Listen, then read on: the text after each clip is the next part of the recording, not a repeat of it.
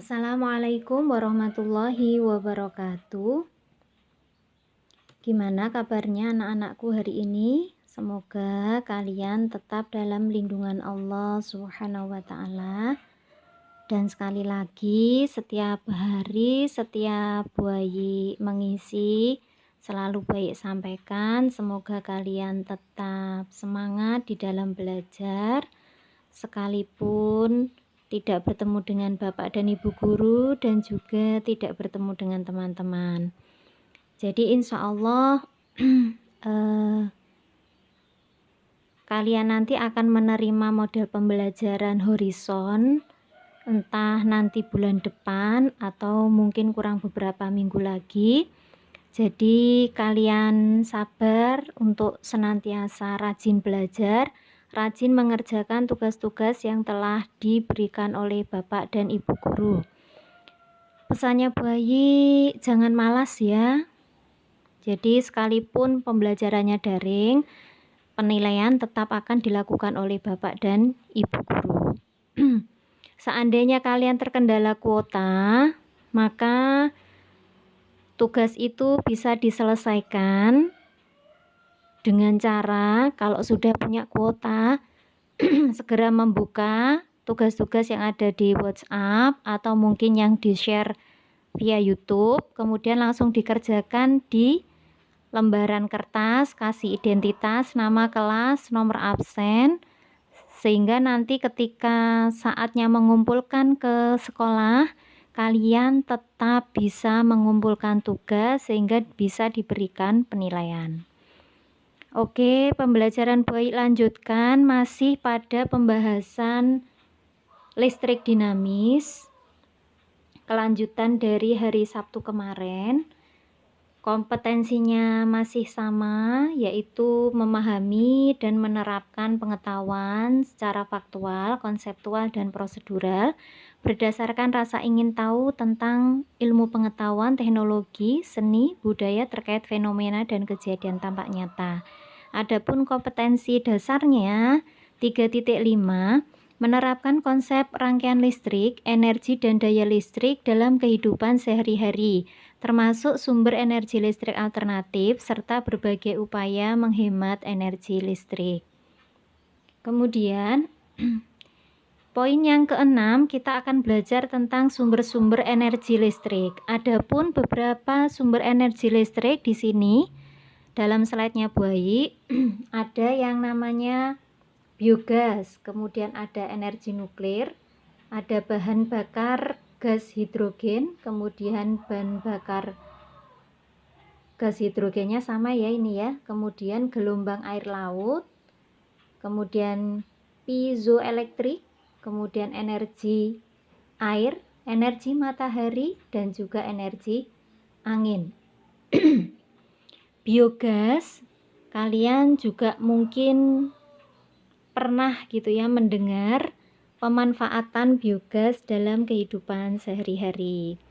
Untuk energi nuklir, di dalam pelajaran sejarah atau IPS, kalian pernah mendengar energi nuklir yang diledakkan gitu ya ke negeri Jepang, yaitu di Hiroshima dan Nagasaki.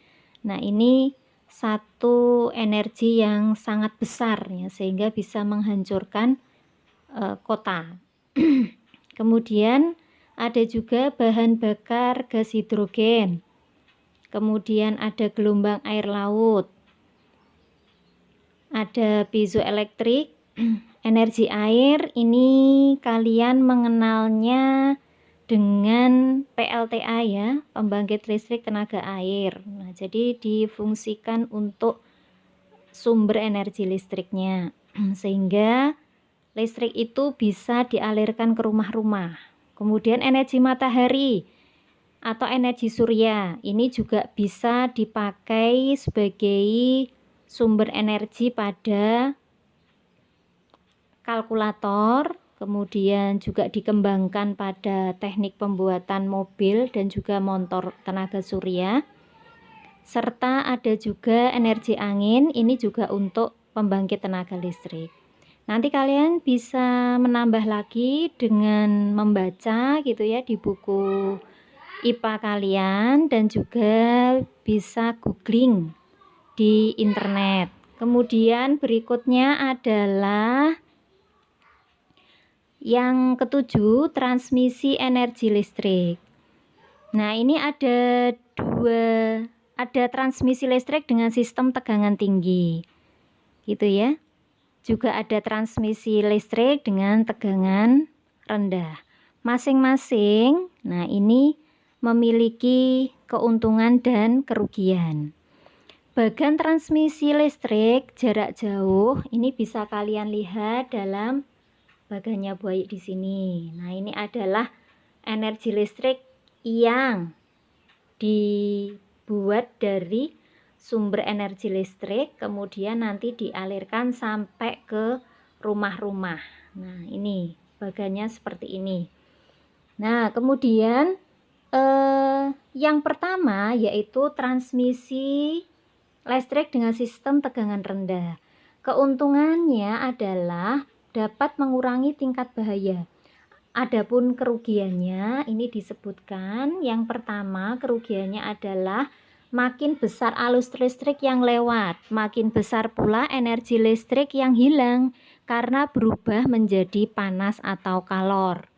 Kerugian yang kedua yaitu energi panas yang besar dapat melelehkan kabel transmisi yang ukurannya itu lebih kecil sehingga diperlukan kabel transmisi yang tebal, dan untuk pembuatannya itu memerlukan biaya yang mahal. Jadi biayanya mahal di sini. Kemudian yang kedua ada transmisi listrik dengan sistem tegangan tinggi. Kerugiannya di sini adalah sistem transmisi listrik tegangan tinggi itu berada pada tingkat bahaya yang cukup tinggi, sehingga kabel transmisi yang harus diletakkan pada tiang-tiang listrik yang tinggi dan harus dilewatkan di daerah-daerah yang tidak padat penduduknya. Sementara keuntungannya itu adalah jika tegangan listrik tinggi, maka arus yang dibutuhkan itu kecil. Yang kedua, semakin kecil arus listrik yang melewati penghantar, maka energi listrik yang hilang juga semakin kecil. Oke, berikutnya adalah beberapa contoh yang mungkin kalian kemarin sudah mengerjakan di penilaian harian pada modul pengayaan buku kalian masing-masing. Nah, di sini ada satu contoh soal, ada gambar rangkaian listrik seperti ini. Yang di sini ada 3 hambatan listrik yang dialirkan, yaitu 12 ohm, kemudian 15 ohm dan 13 ohm. Kemudian dihubungkan dengan sumber tegangannya itu sebesar 16 volt. Maka yang ditanyakan yang pertama adalah berapakah besar hambatan pengganti. Kemudian yang kedua adalah berapakah kuat arus yang mengalir pada tiap-tiap hambatan. Kemudian yang berikutnya yang C adalah berapakah tegangan pada tiap-tiap hambatan. Cara penyelesaiannya seperti biasa dengan tahapan diketahui, ditanya, kemudian dijawab. Dari soal diketahui, nah semacam ini sudah baik sebutkan tadi. Kemudian yang ditanya adalah A, yang ditanya hambatan R gitu. Yang kedua yang ditanya adalah I1, I2 dan I3. Kemudian yang C adalah V1, V2 dan V3. Kita kerjakan dengan sabar, dengan teliti begitu ya. Yang bagian A, karena di sini rangkaiannya itu berupa rangkaian seri, maka hambatan totalnya ini langsung dijumlahkan saja. Jadi 12 ditambah 15 ditambah 3 ohm, maka hasilnya adalah 40 ohm. Jadi besar hambatan penggantinya adalah 40 ohm. Kemudian yang bagian B kita pakai rumusnya buah pir gitu ya, sehingga I itu sama dengan V per R. R yang dipakai ini adalah hambatan penggantinya. Maka dimasukkan V-nya sebesar 16, kemudian hambatan totalnya 40, maka 16 dibagi 40 hasilnya adalah 0,4 ampere. Nah, oleh karena susunan rangkaiannya bersifat seri, maka arus yang mengalir pada tiap-tiap hambatan besarnya itu sama, sehingga diperoleh kesimpulan bahwa kuat arus yang mengalir itu sama dengan I1, sama dengan I2, sama dengan I3, yang besarnya adalah 0,4 ampere. Nah, kemudian yang C, kita cari masing-masing beda potensial atau tegangan yang mengalir pada masing-masing hambatan. Pada tegangan pertama atau V1, maka rumusnya I1 kali R1. Kita masukkan saja. Jadi I-nya adalah 0,4 kali R1-nya di sini adalah 12 ohm. Maka kita peroleh hasilnya adalah 4,8 volt. Kemudian untuk V2-nya sama, kita masukkan I2 kali R2, maka di sini 0,4 ampere kali 15 ohm. Nah, hasilnya adalah 6 volt. V3 sama dengan I3 kali R3, maka di sini dimasukkan angkanya 0,4 ampere kali 13 ampere, maka ketemu hasilnya adalah 5,2 volt. Jadi besar tegangan pada tiap-tiap hambatan itu pada V1 sebesar 4,8 volt.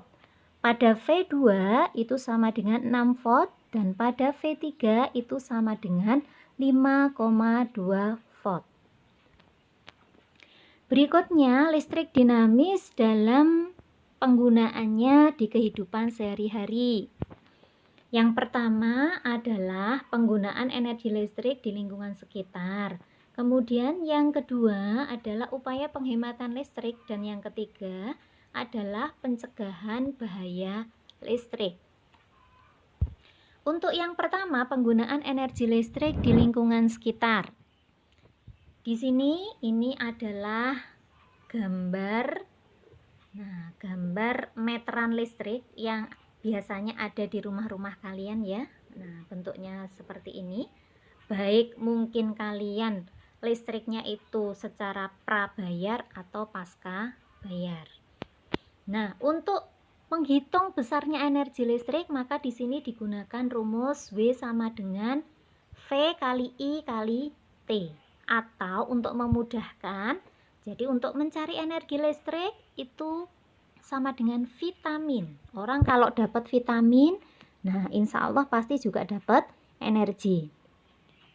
Dimana di sini W itu adalah energi, satuannya joule. Kemudian V itu adalah tegangan listrik atau beda potensial listrik, satuannya adalah volt. I adalah arus listrik, satuannya ampere. Sedangkan T kecil ini adalah waktu, satuannya sekon atau detik. Kemudian P-nya ini adalah daya listrik, satuannya adalah watt. Untuk menghitung besarnya daya listrik, maka di sini memenuhi rumus P sama dengan V kali I. Untuk yang kedua, upaya penghematan listrik. Jadi hemat itu sesuatu yang baik, sementara kebalikannya boros itu adalah perbuatan yang buruk. Jadi kalau orang yang boros itu temannya setan gitu ya. Nah, kita tidak ingin jadi temannya setan ya. Nah, jadi termasuk di dalam penggunaan listrik kita harus berhemat. Cara menghemat penggunaan listrik itu salah satunya adalah 1. Mematikan peralatan elektronik saat tidak digunakan.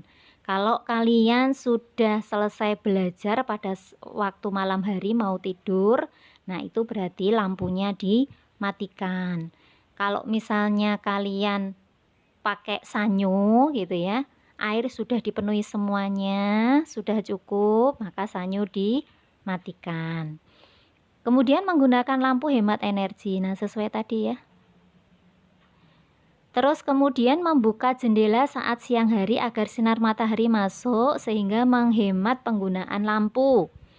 Yang berikutnya membuat ventilasi udara untuk mengurangi penggunaan AC dan juga kipas angin.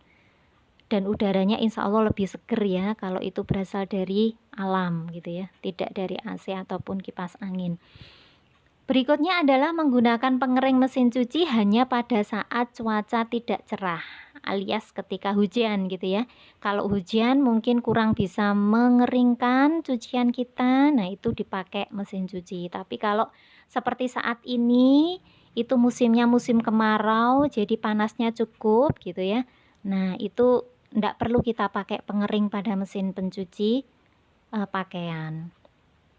Kemudian yang terakhir, mematikan lampu saat tidur atau menggunakan lampu yang redup. Nah, ini beberapa upaya untuk menghemat listrik. Kemudian yang ketiga adalah pencegahan bahaya listrik.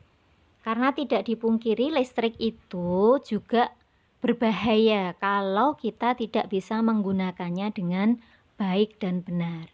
Maka usaha yang dilakukan salah satunya adalah memasang sekring agar segera terputus aliran listriknya ketika terjadi arus pendek.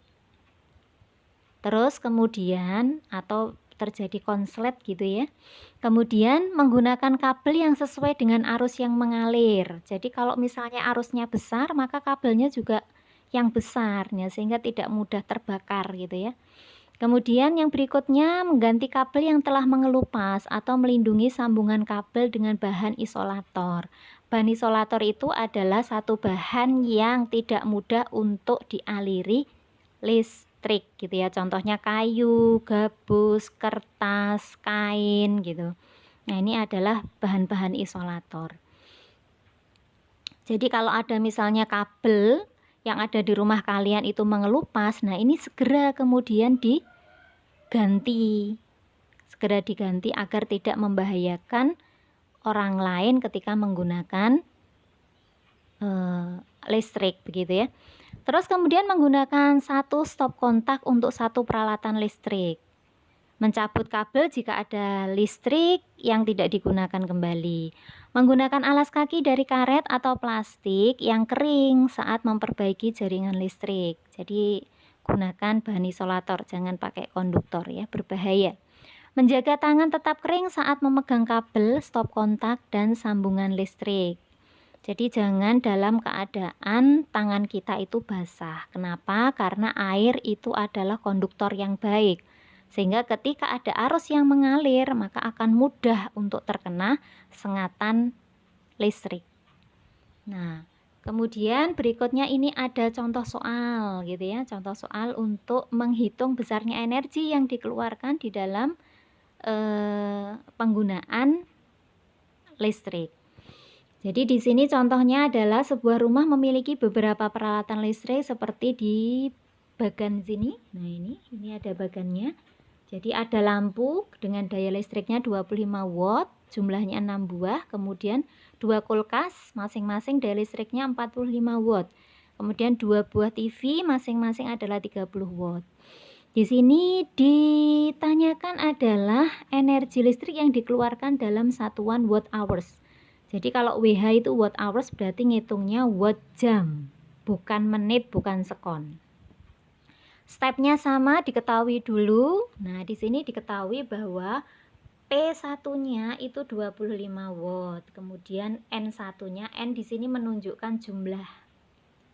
Jadi jumlah peralatan listriknya. Nah, ini ada 6. Kemudian P2-nya 45 watt, jumlahnya ada 2. Kemudian di sini P3-nya 30 watt. Nah, jumlahnya ada 2 buah.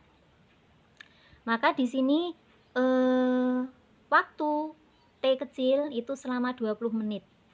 Nah, 20 menit ini kita jadikan jam dulu karena di sini tadi yang ditanyakan adalah dengan satuan jam, gitu ya. Jadi 20 menit itu sama dengan 1/3 jam. Dapatnya dari mana? 20 dibagi 60. Maka hasilnya adalah 1/3 jam. Yang ditanyakan adalah besarnya energi, lambangnya adalah W. Maka jawabnya, nah kita cari W-nya. W itu rumusnya adalah P kali T. Jadi besarnya daya kali waktu. Karena di sini jumlahnya juga ada, maka dikalikan jumlahnya. Sehingga W sama dengan N kali P kali T. Maka dihitung besarnya energi totalnya itu adalah, nanti dihitung satu-satu bisa gitu ya, atau ini langsung dijumlahkan. Jadi ada W1, W2, dan W3. Maksudnya ada W untuk lampu, ini W kulkas, kemudian W TV. Dimasukkan angkanya seperti di sini. Nah, ini mulai dari 6 kali 25. Terus kemudian 2 kali 45. 2 kali 30. Nah, dikalikan waktu karena waktunya sama ya, 1/3 jam.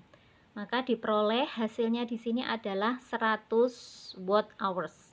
Jadi energi listrik yang dikeluarkan itu sebesar 100 watt hours.